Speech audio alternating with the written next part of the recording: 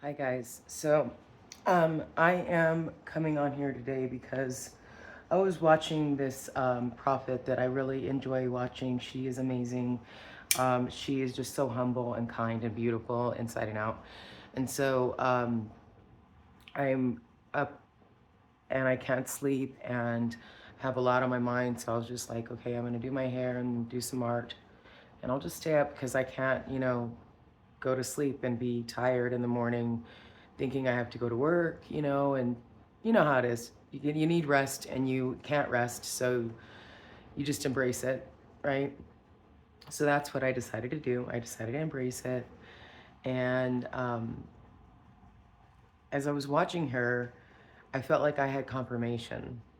So, for those of you that know me, you know what I've been going through with my child. And I don't really speak about it a lot on a spiritual level, which I think I might need to be able to rectify a bit, um, uh, or at least my take on the spiritual level that it is, and my revelations that the revelations that I'm gaining over time. It's a lot. It's a lot. It's so involved, and I'm such an authentic person that's just so straightforward that I'm that kind of person that would just tell the whole story, uh, naturally from my perspective, but without holding back, and of course, including those places that also make me look bad, right? And I worry sometimes because I think of the scripture that states about throwing your pearls to swine, and and and in the same vein, I also think to myself, um, no one can hurt me unless God allows it for a specific reason, right? And so, um, but it also there's also another scripture that says that we are saved by our testimony. So, because my testimony isn't mine, right? My story is my story so that I can help uplift and enlighten and share and help others grow and help myself grow even deeper into the person that I was ultimately always meant to be. Um, but anyway, so like, since this whole thing started with my child, even in the very beginning, I told them, I said, here's the deal: return my kid or I'm suing you. And when he grows up, I'm gonna make sure he sues you too. And here I am, I'm suing them. I'm actually, the HHS on the federal level is involved in this case now. I have contacted Ruben Medina, and he's just worthless.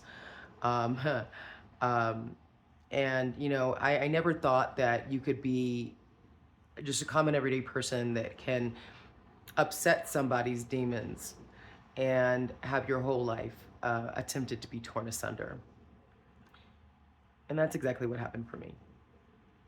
My life, the attempt to tear my life asunder happened due to Wanda Harrison and Blue Line Property Management and Second Chance Center. Hassan Latif, most, notably being the brother-in-law to Wanda Harrison. Um, and she had a hair up her ass, and excuse my French, but it is what it is. And she was mad because I wouldn't be their little, puppet. And because I saw the corruption that was just prevalent there. And, I had been on other websites or whatever because of my story and my ability to have overcome all of those things. And so I refused to use my face to help her in any way. And so she decided to attack my life, and my child, to get to me. Having no care or concern for a 4-year-old, at the time he was 2, having no care or concern for him, just wanting to punish me. And, and neither did Hassan Latif. I mean, let's be real.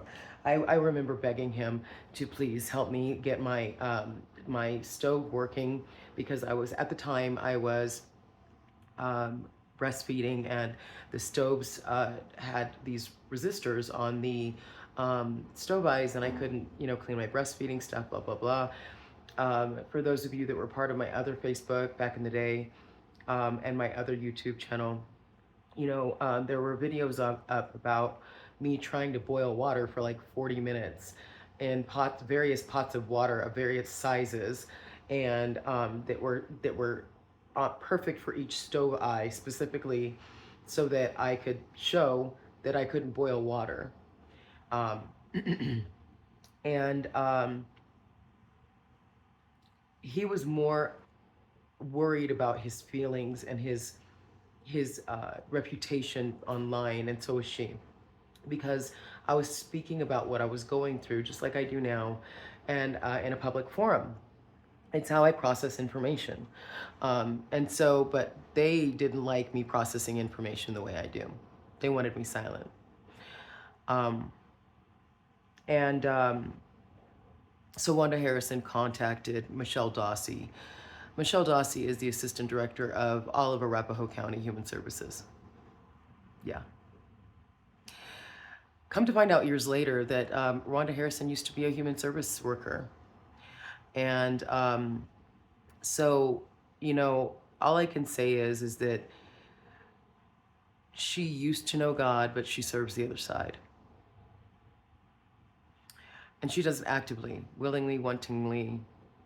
And, um, I guess part of me pities her, because how can someone with everything in the world want to destroy someone who barely had anything ever? But here I was. And what I'm realizing is that when you're chosen, you're going to piss people's demons off. And that's okay. The prophetess that I was reading just, or watching just now on YouTube, was talking about how what had happened was a trial, but it was also a blessing, because it allowed me, and it did, from in my situation, it allowed me to know who was on my side and who wasn't. And let's be real, the list of people who was on my side was few and far between. Most everybody got ghosted. As a matter of fact, very few people showed up when I needed them, and are very few people show up when I need them. This is something that I'm learning, that I'm one of those people that has to figure out stuff on my own, and with God. My Creator has blessed me in knowing that He will provide. I don't know. I don't believe that God's a dude. I don't believe that God's a dude. I believe God's power ultimate. So, power isn't male or female. It just is. Like I am, right? I am. I am everywhere. I am in everything. I am everything that you could possibly think of and more, right? Was, is, always will be, existent in all the things. So anyway, power personified, the Most High, has blessed me with the knowledge that it will provide. And I told people back then that I knew one way or another God was going to do something that made it clear that I'm His child and that this is something He wants. That to tear a family apart is not going to sit well with my Creator. My Creator there's nowhere in His character that is that's okay, and that He's going to let that fly ultimately. I know that it might be a Moses thing where I don't ever get to see the outcome of what something happens or whatever. That I might get close and never actually taste the fruit. And it might be that I get this gigantic blessing of, all of the things that I wished and hoped for. I don't know. But at the end of the day, what I do know is, see, if there was some dude on earth right now that put his life on the line for me, provided everything I needed, and treated me well, honored my person, made me laugh in times of distress, and was funny and kind and loving and gentle, I would worship the ground he walked on. And so, why is it that I have such an issue with doing it for a Creator that I cannot see, but I know is there? I think that a lot of believers, a lot of chosen ones, can have a tendency to minimize the gravity of what is spiritual. And that because we live in such a uh, um, we live in such a physical existence, right? That we aren't aware of the energy that we exude, that we aren't aware of how that energy bounces back to us. And people think, energy is new age, but it's not, it's scientific. I mean, think about it. Atoms have positive and negative ions, and so then in turn, a positive ion is going to have a vibrational, current as it goes around the atom. And so, anyway, long story short, it's a bigger picture spiritually than I believe, most of us even have the ability to grasp in our tiny little puny minds. But I also believe that we are all interconnected. And so I am working diligently on forgiving those that have hurt me and forgiving myself for allowing an opening for them to do so. But also being very thankful for the fact that though there was an attempt to take everything I have and everything I am, that as usual, I bounce back, and I bounce back bigger and better each time. Scripture says, touch not my anointed.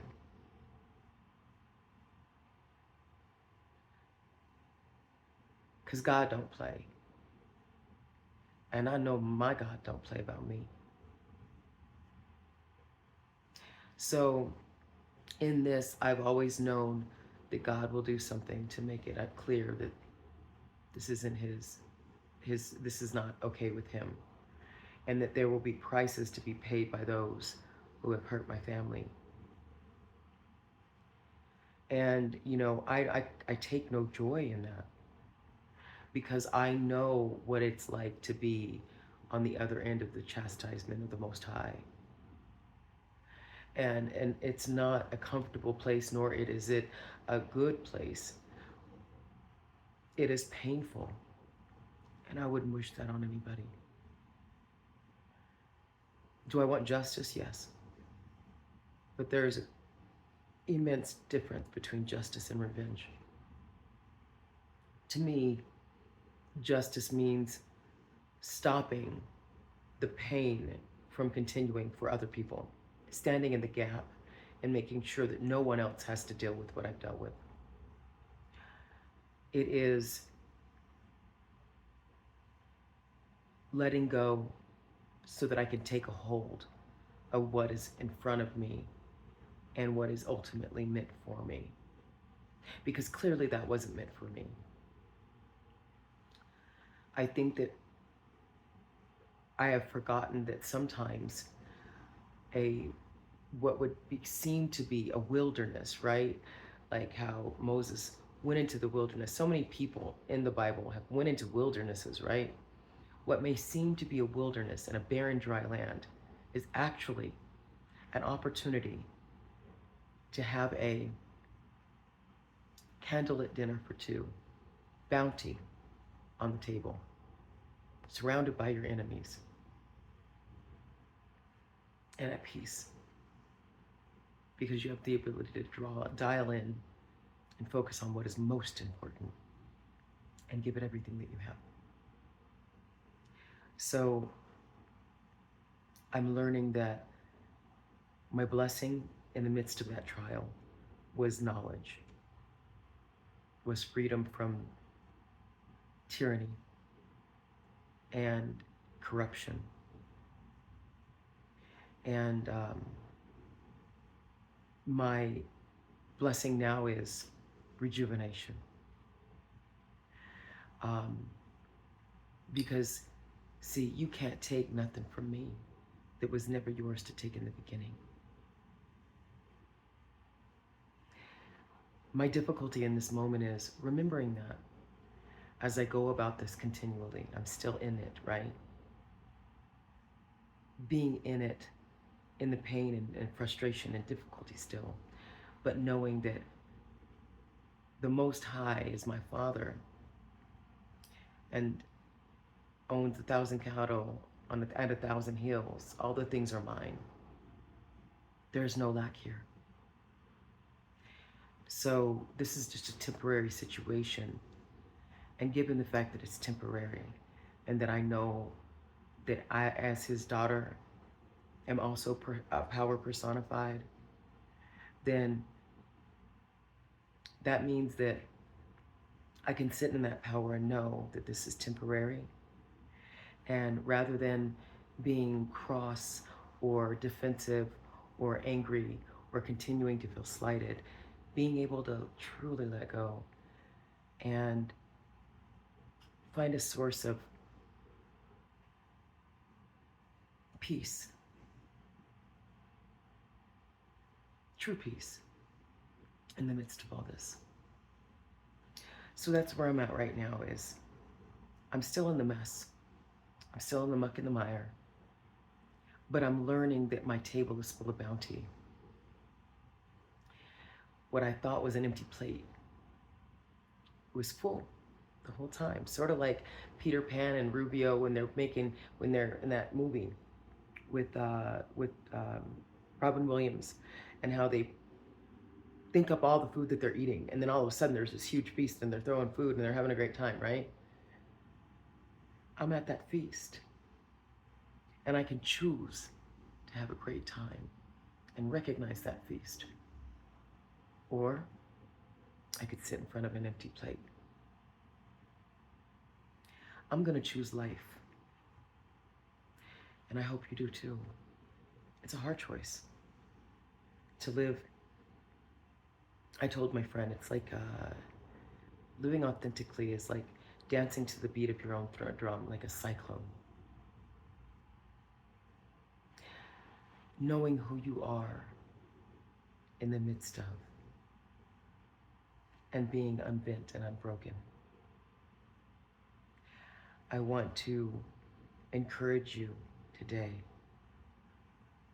to know that this too can be yours.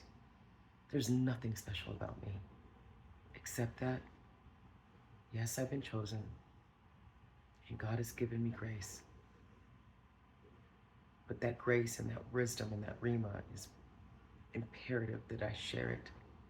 It comes with a decree.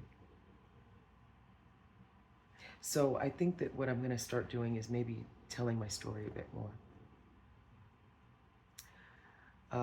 I don't want to ever like continue to go out, like I'm already at 18 minutes, so I don't want to really like keep going all long in these videos. But I think that what I'll do is I'll probably start making videos about the story, about how everything happened and my life in general, and in like 10-minute intervals, 10-15-minute intervals, and tell the story, because I've went through so much, and somehow I'm still sane and healthy and still kind and funny and a pretty decent person. So I hope that this day that you sit in the perfection of your person and you shine your light so bright they need shades, and that you stay so salty that they need water. All right, until then, stay salty.